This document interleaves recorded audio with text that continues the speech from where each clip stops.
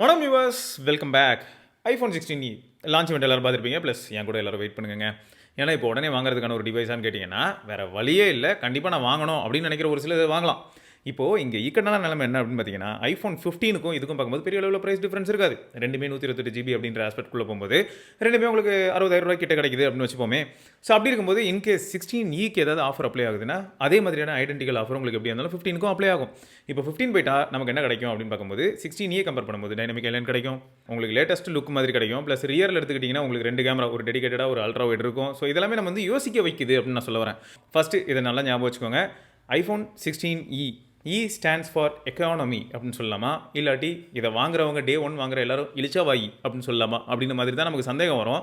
ஆனால் ஒரு நல்லா ஞாபகம் வச்சுக்கோங்க, 16 கண்டிப்பாக மோஸ்ட் சோல்டு ஐஃபோனாக மாறும் குளோபலாக. அதுவும் முக்கியமாக நம்ம ஊர்லேயும் இது விற்கிறதுக்கான வாய்ப்புகள் ரொம்பவே பிரகாசமாக இருக்குது. எப்போ அப்படின்னு கேட்டிங்கன்னா அடுத்து வரக்கூடிய பிக் பில்லியன் டே சேல்ஸில். ஏன்னா இந்த பிக் பில்லியன் டே சேல் வர மாதிரியான சுச்சுவேஷனில் வந்து இப்போ இது வந்து உங்களுக்கு நார்மலாகவே 128 ஜிபி வந்து 59,900 அப்படின்னு வைப்போமே. அதை வந்து இவங்க சப்போஸ் 49,900 அப்படின்னு சொன்னாங்கன்னா அப்போ 50,000 ரூபாய் கீழே இப்போ ரிலீஸ் ஆன iPhone with A18 and 8 GB of RAM, Apple Intelligence இருக்குது அப்படின்னு சொல்லும்போது, ப்ளஸ் அது மட்டும் இல்லாமல் ஆப்பிளோட மோடம் C1 இருக்குது. ஸோ இதெல்லாமே ஒரு பாயிண்ட்டாக எடுத்து அவங்க முன் வைப்பாங்க. சொல்லப்போனால் உங்களுக்கு வந்து பார்த்தீங்கன்னா டைனமிக் ஐலாண்ட் வந்து எனக்கு வீடியோ பார்க்கும்போது கொஞ்சம் ரொம்பவே டிஸ்டர்பிங்காக இருக்குது. அந்த டைனமிக் ஐலாண்டுக்கு அந்த நாச்சே பரவாயில்லன்னு சொல்லக்கூடிய ஒரு கேங்கும் இருக்குது. ஸோ அப்படி இருக்கும்போது அந்த மாதிரியான ஆடியன்ஸை வந்து சாட்டிஸ்ஃபை பண்ணுறதுக்கான வாய்ப்பும் இருக்கு இல்லையா. சரி, இது 50K வந்தால் வாங்கலாமா அப்படின்னு கேட்டிங்கனாலும் வெயிட், கண்டிப்பாக இது வந்து 45,000 ரூபாய்க்கு கீழே, 40,000 ரூபாய்க்கு கீழே வரதுக்கான வாய்ப்புகளும் பிரகாசமாக தான் இருக்குது. அது இப்போ உடனே நடக்காது. நம்ம வெயிட் பண்ணி வாங்குறது ஓரளவுக்கு ஒர்த்தாக இருக்கிறதுக்கான வாய்ப்பு இருக்குது. ஸோ ஆக மொத்தம் என்னோட ஸ்டாண்டை நீங்கள் கேட்டிங்கன்னா 16 மொக்கையா அப்படின்னு கேட்டிங்கன்னா நான் மொக்கன்னு சொல்ல மாட்டேன். ஏன்னா அதுக்குன்னு ஒரு செட் ஆஃப் ஆடியன்ஸ் இருப்பாங்க. அவங்க அதை வாங்க தான் போகிறாங்க. டே 1 வாங்குறதுக்கு ரெடியாக இருப்பாங்க, அவங்க வாங்குவாங்க. இதில் ஸ்பெசிஃபிகேஷன் ஆஸ்பெக்டில் என்னென்ன மாதிரியான டிஃப்ரென்ஸ் நம்மளால் லைவாக பார்க்க முடியுது அப்படின்னும் போது கண்டிப்பாக நாச்சு அதை நீங்கள் வந்து பார்ப்பீங்க. அப்புறம் ஜிபியூவில் வந்து 4 கோர் ஜிபியூ யூஸ் பண்ணியிருக்காங்க. பட் இதுக்கு முன்னாடி 5 கோர் ஜிபியூ யூஸ் பண்ணியிருக்காங்க. அதே A18 சிப்பில் மற்ற டிவைஸில் உங்களுக்கு 5 கோர் ஜிபியூ இருக்கும். அடுத்து வந்து பார்த்தீங்கன்னா மேக்ஸேஃப் இல்லை, நீங்கள் அதை பார்த்துருந்தீங்கனாலும் நோட் பண்ணியிருப்பீங்க. அப்புறம் 20 வாட் தான் சார்ஜிங்கு, மற்றதுலலாம் 30 வாட் சப்போர்ட் இருக்குது. இப்போ இருக்கிற 16 சீரிஸ்லாம் பார்த்தீங்கன்னா தெரியும். அப்புறம் உங்களுக்கு பேட்டரி பேக்கப் ஆஸ்பெக்டில் பார்க்கும்போது ஓரளவுக்கு இம்ப்ரூவ்மெண்ட் இருக்கணும். அது வந்து இவங்களோட கிளைம். ஏன்னா இவங்க ஆப்பிளோட C1 இவங்களோட ஓன் மோடம் யூஸ் பண்ணுறதுனால அது ரொம்பவே பவர் எஃபிஷியன்ட் சொல்கிறாங்க. அதை ஜோக்காக பார்க்க நான் விரும்பலை. அது வந்து பாசிட்டிவாக அமையறதுக்கான வாய்ப்புகளும் இருக்குது.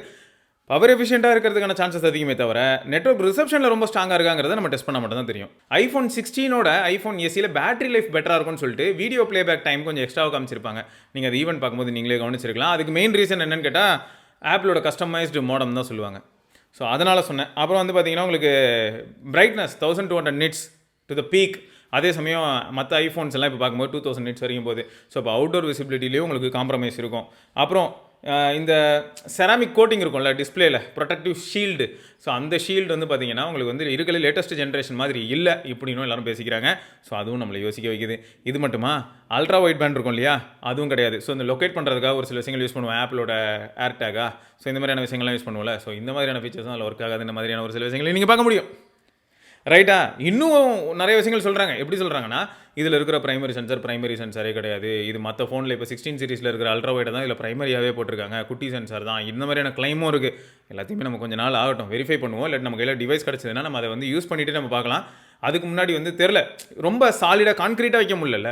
சிங்கிள் கேமரா செட்டப்னு நம்ம எல்லாருக்கும் தெரியும். ஸோ அதை வந்து நான் இந்த இடத்துல டக்குன்னு குறையாக சொல்ல முடியாது. பட் அவங்க வந்து ஸ்டேஜில் எப்படி ப்ரெசென்ட் பண்ணாங்கன்னா இது சிங்கிள் கேமரா இல்லை, டியூவல் கேமரா செட்டப் மாதிரி. ஏன்னு கேட்டால் உங்களுக்கு லாஸ்ட்லெஸ்ஸாக 2x நீங்கள் போக முடியும். ஸோ ஒரு டெலிஃபோட்டோ சென்சார் இருந்திருந்ததுன்னா என்ன வேலை பண்ணுமோ அதை வந்து எக்ஸ்ட்ரா சென்சார் இல்லாமே நாங்கள் பண்ணுறோம் அப்படின்னு சொல்லியிருப்பாங்க.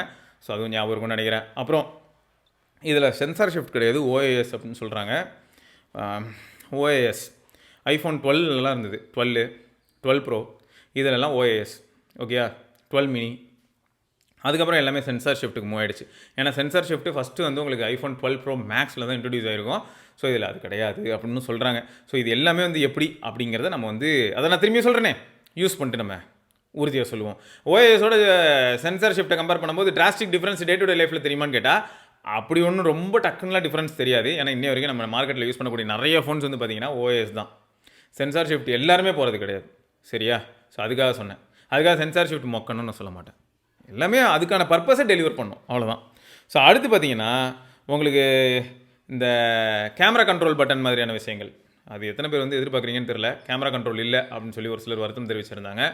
அப்புறம் உங்களுக்கு நீங்கள் ஃபாஸ்ட்டாக வீடியோ ஷூட் பண்ணணும் அப்படின்னு நினச்சிங்கன்னா அதில் வந்து உங்களுக்கு 4K 60 FPS ஆப்ஷன் இருக்காது, குயிக்காக ட்ரிகர் பண்ணி யூஸ் பண்ணுறதுக்கு. ஸோ இந்த மாதிரியான நிறைய பாயிண்ட்ஸ் வந்து மக்கள் எடுத்து வச்சுக்கிட்டு இருக்காங்க. இன்னும் நிறைய பாயிண்ட்ஸ் எடுத்து வச்சுக்கிட்டு இருக்காங்க.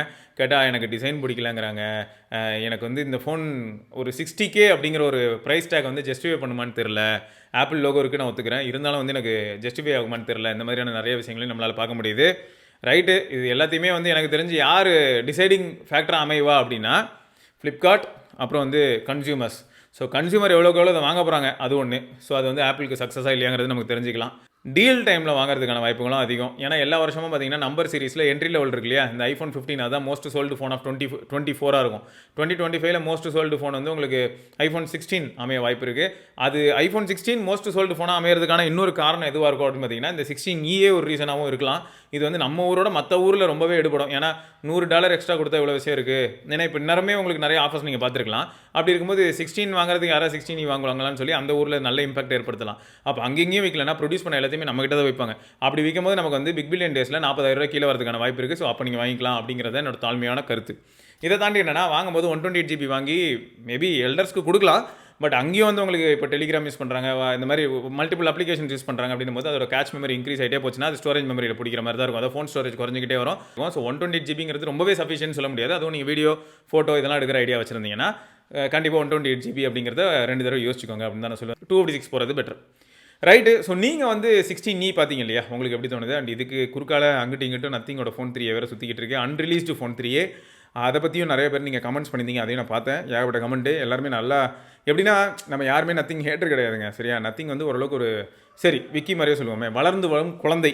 இந்த குழந்தை வந்து நம்ம எப்படி எந்த குழந்தையும் நல்ல குழந்தை தான் மண்ணில் பிறக்கையிலே அப்படி சொல்லுவாங்க, பார்த்துருக்கீங்களா? அது வந்து நல்லவனாகிறதும் தீயவனாகிறதும் யார் கையில் இருக்குது? நம்ம கையில் தான் இருக்குது. ஏன்னா அது அன்னை தந்தை வளர்ப்பினிலே அப்படின்னு வைப்போமே, நம்ம தானே கன்சியூமர், நம்ம தான் செதுக்கணும். அடித்து செதுக்கிறதுக்கு தான் அடிக்கடி அதை போட்டு அடிச்சுக்கிட்டு கிடப்போம். அப்படி இருக்கும்போது குறுக்கால வந்து இப்போ ஒரு பெரிய வேலையை பார்த்து விட்ருக்கான்.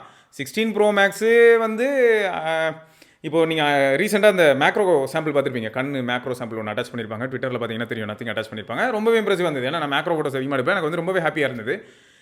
இருந்தாலும் எல்லாத்துக்கும் ஒரு லிமிட் இருக்குல்ல. இப்போ மேக்ரோவில் நான் வந்து ஐஃபோனை போடுவேன்னு சொன்னால் நான் கிளாப் தட்டுவேன், வாய்ப்பு இருக்குது. நத்திங் வந்து ஐஃபோனை மேக்ரோவில் போடுறதுக்கு சான்ஸ் இருக்குது. அடுத்து நத்திங் வந்து ஐஃபோனை ஜூம்டு ஃபோட்டோஸில் போட்டேன் அப்படின்னு சொன்னாலும் சான்ஸ் இருக்குது. ஏன்னா இப்போ வந்து அவங்க பெரிஸ்கோப் செட்டப் வச்சிருக்காங்க, ஸோ அக்செப்ட் பண்ணுவேன். ஸோ இந்த மாதிரி ஒரு சில ஸ்டேட்மெண்ட்ஸ்லாம் முன்னெடுத்து வைக்கும்போது இல்லாட்டி சாம்பிள் எடுத்து கம்பேர் பண்ணும்போது நம்ம வந்து அக்செப்ட் பண்ணுற மாதிரி இருக்கும். பட் வீடியோவில் போட்டேன்னு சொல்லும்போது தான் நமக்கு எப்படி இருக்குன்னா, முதல்ல அவனை தேடி அவனை போடணும் அப்படின்ற மாதிரி தான் நமக்கு வந்து காண்டாகுது. ஒரு நியாயம் வேண்டாமா? எப்படியும் வந்து 16E எந்த அளவுக்கு ஒரு நல்ல டிவைஸ் அப்படிங்கிறத ஒரு வருஷம் கழித்து நம்ம பார்க்கலாம், சரியா? இப்போ டிவைஸ் கிடச்சதுன்னா பார்க்கலாம், அது வேறு விஷயம்.